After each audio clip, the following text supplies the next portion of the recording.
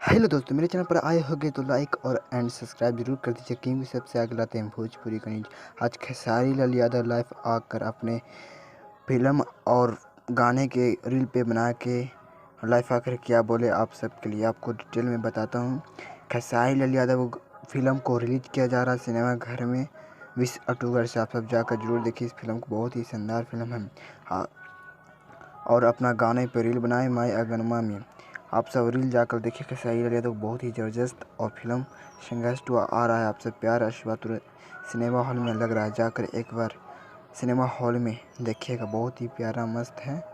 संघर्ष 2 मूवी खेसारी लाल यादव का तगड़ा है। इसी तरह प्यार आशीर्वाद देते रहे अपने दोस्त। हेलो फ्रेंड, इसी तरह प्यार आशीर्वाद देते रहे। और फ्रेंड्स, थैंक्स फॉलो मी। संघर्ष 2 रिलीज किया जा रहा है 20 अक्टूबर से, जाकर एक बार ज़रूर देखें। थैंक्स।